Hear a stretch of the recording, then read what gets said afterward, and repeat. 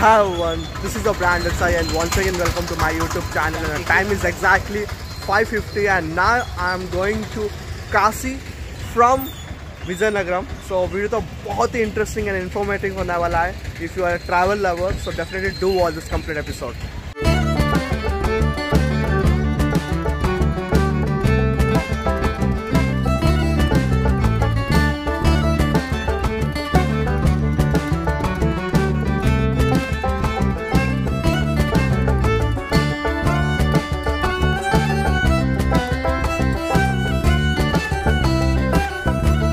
ఓం నమః శివాయ. ఓం నమః శివాయ. అండ్ మీ అందరికీ తెలుసు మేము ఇప్పుడు కాశీ వెళ్తున్నాం విజయనగరం. అండ్ బేసిక్లీ ఇక మాతోని విజయనగరం నుంచి చాలా స్వామిలు వచ్చారు. సో స్వామి మీరు చెప్తారు విజయనగరం నుంచి వచ్చారు, సో ఎక్కడి నుంచి వచ్చారు ఏంటి?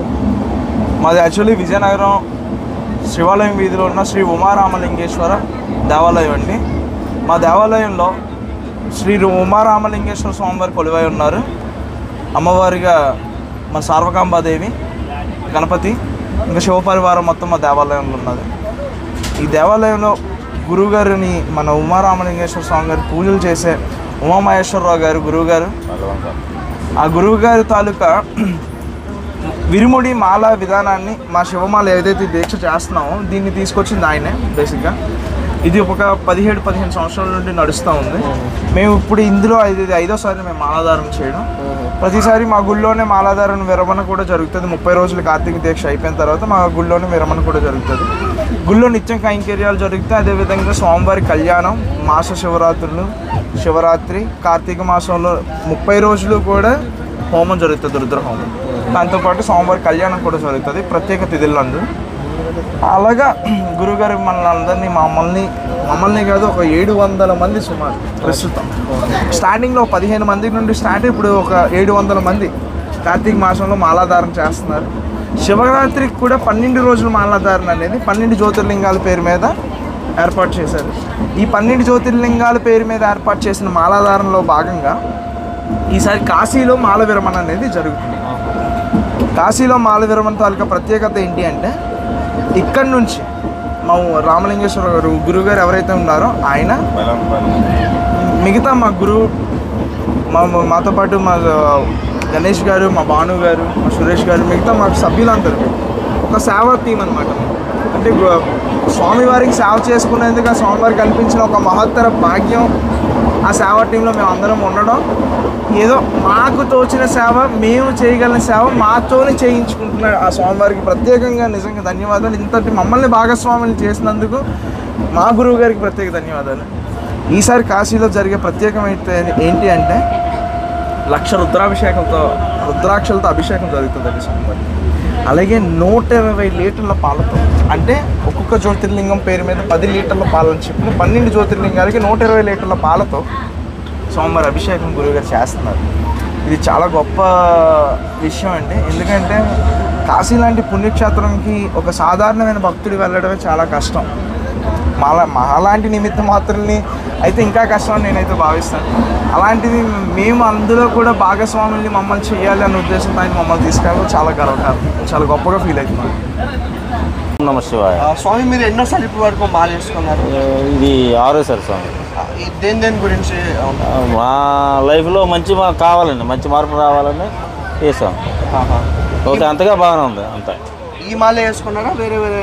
ఇదే మాల కంటిన్యూ 6వ ఇది. దాని నియమాల గురించి చెప్తారా కొంచెం? నియమాల పద్ధతి అంటే ఈ ప్రతి మాలలో ఉండే నియమాలు కూడా ఈ మాలలో ఉన్నాయి. కాకపోతే ఏమో నమ్మకం అనేది మెయిన్ ఇంపార్టెంట్. ప్రతిది కూడా క్రమ పద్ధతిలో చేసుకెళ్తూ ఉండాలి. ఒకరు చెప్పరు, ఒకరు ఇది కావాలి స్టార్టింగ్లోనే అతను చెప్పేస్తారు అలా చేయాలని. అది నమ్మకంతో ముందుకు అతను తలుచుకుంటూ ముందుకు వెళ్ళాలి. అంతే తప్ప ఇదే జరిగిందంటే మనకి దానికి వేస్ట్. అది మన నమ్మకమే మన మెయిన్ ఇంపార్టెంట్. మనం ఎప్పుడైతే నమ్మామో మన వెనకాల మా స్వామి ఉన్నట్టే అర్థం. ఇది ఒక్కసారి మాల వేసేద్దాం, మరుక్షణమే నీకు ఆటోమేటిక్గా అర్థమైపోద్ది ఈ లెక్క ఏంటి, ఈ పద్ధతి ఏంటి అనేది. అంటే నువ్వు ఇంతవరకు నడిచే నటకేంటి, నెక్స్ట్ వచ్చే నటకేంటి అనేది ఆటోమేటిక్గా ఎవరు చెప్పరు. నీకు మాలేసిన మరుక్షణం నీకు అర్థం అవుద్ది. ఆ మాలేసిన అయిపోద్ది కదా నెల 40 days అయిపోయాక నెక్స్ట్ వచ్చే మంత్ నుండి యాడ్ అయినప్పుడు అందులో మార్పు చేర్పులు ఏంటంటే నీకు అర్థమైపోతుంది. ఒకళ్ళు చెప్పవసరం లేదు, వాళ్ళు చెప్పవసరం లేదు, వాళ్ళు నీ గురించి చెప్పుకుంటారు. వాళ్ళు ఇంతవరకు ఇలాగుండేవాడు తర్వాత ఇలాగున్నామని. అది ఇందులో కొంచెం అదే బాగానే ఉంటుంది, ఇంకా సమస్య లేదు. నాకు బాగానే ఉంది, హ్యాపీ. స్టార్టింగ్ నుంచి కూడా ఒక ప్రాబ్లం ఉంది, ఆ ప్రాబ్లం రన్ చేసిన తర్వాత నెక్స్ట్ చూసుకున్న ఫ్యూచర్ ఏంటంటే లైనింగ్ బాగానే ఉంది నాకు. ఇప్పుడు కాశీ వెళ్తున్నారు? కాశీ వెళ్తున్నాం. సో కాశీ గురించి ఎప్పుడు వెళ్ళారా మీరు? ముందు కాశీ వెళ్ళాము, అప్పుడు పెద్దగా ఏం తెలీదు. ఇప్పుడు ఆల్రెడీ మళ్ళీ పెద్ద గురువుతో వెళ్తున్నాం. ఓం నమ శివాయ. ఓం నమ శివాయ. సో మీరు ఎన్నోసార్లు ఇప్పటి వరకు వెళ్ళారు కాశీకి? కాశీకి అయితే ఇదే మొదటిసారి అండి.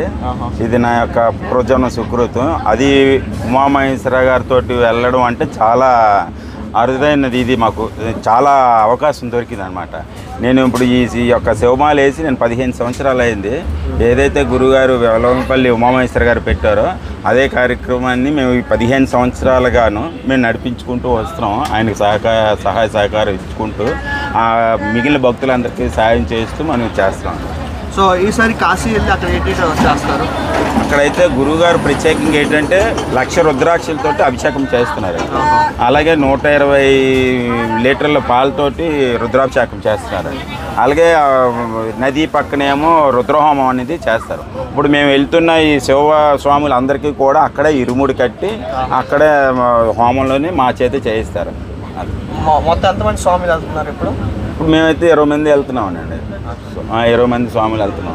ఇది ప్రతి సంవత్సరం ఏ నెలలో చేస్తుంటారు స్వాములు మొత్తం? అంటే కార్తీక మాసం శివమాల అనేది ఏంటంటే కార్తీక మాసంలో వేస్తారు 30 రోజులు, అలాగే 41 రోజు వేస్తారు. అలాగే ఈ యొక్క శివరాత్రి పర్వదినాన్ని కూడా వేస్తారు.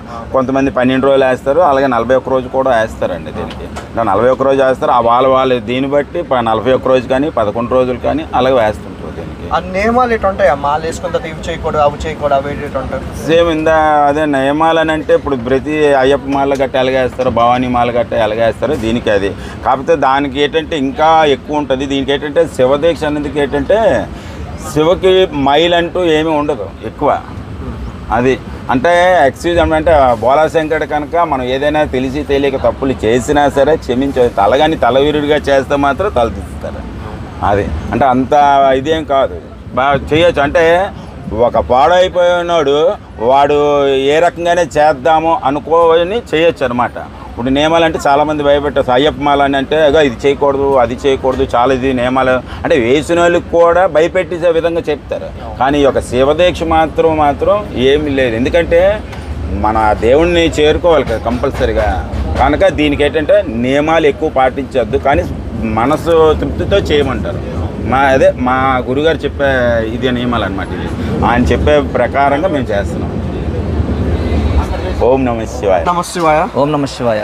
స్వామి ఇప్పుడు మనం కాశీ వెళ్తున్నాం. సో కాశీ గురించి మీరు ఎక్కడి నుంచి వచ్చారో దాని గురించి చెప్తారు? మేమైతే విజయనగరం శ్రీ ఉమారామలింగేశ్వర దేవాలయం నుంచి వచ్చామండి. అయితే మేమంతా కలిసి ఉమారామలింగేశ్వర దేవాలయంలో సేవకులం. చాలా ఏళ్ళ నుంచి స్వామివారి సేవలోని ఒక మంచి ఉద్దేశంతో, ఒక సంకల్పంతో మేము కార్యక్రమాలు చేస్తుంటాం. అదేవిధంగా అందులో ఉన్న సభ్యులు కానీ సేవకులు కానీ ఒకటే ఉద్దేశం అన్నమాట. ఏ కార్యక్రమం చేసినా ఎవరికి అంటే వీళ్ళు చేశారని కాకుండా ఏది చేసినా స్వామివారిని దృష్టిలో పెట్టుకునే పలానా వ్యక్తి చేశాడు కాకుండా అందరూ ఒక ఏకభావంతో చేసే కార్యక్రమాలు ఆ విధంగా చేస్తున్నాం. అయితే నేను 2వసారి కాశీ వెళ్తున్నాను. అయితే ఈసారి అదృష్టం ఏంటంటే శ్రీ ఉమారామలింగేశ్వర దేవాలయంలో పెద్ద గురువుగారు ఆ గురువుగారి ఆధ్వర్యంలోని మాల వేసుకొని అక్కడి నుండి కాశీలో అక్కడ ఇరుముడి జరుగుతుంది. ఇది చాలా చాలా అదృష్టంగా భావిస్తున్నాం. దీనికి తోడు మహాశివరాత్రి కావడం కూడా చాలా విశేషం. ఇది కూడా చాలా ఆనందదాయకం ఉంది. దానితో మేమంతా కలిసి ఒక 15 మంది సభ్యులు బయలుదేరుతున్నాం ఇక్కడ నుంచి. వాళ్ళంతా కూడా మంచి ఉద్దేశంతో మంచి వాతావరణంలో బయలుదేరాం. చాలా ఆనందంగా అనిపిస్తుంది. ఎంత వేరంగా కాశీ వస్తుంది, అక్కడ స్వామివారి దర్శనం అవుతుంది, అక్కడ ఇరుములు జరుగుతాయి, ఆ వాతావరణం చూడాలని ఆతృతతో ఉన్నాం. చాలా చాలా హ్యాపీ అనిపిస్తుందండి. జై శ్రీరామ్.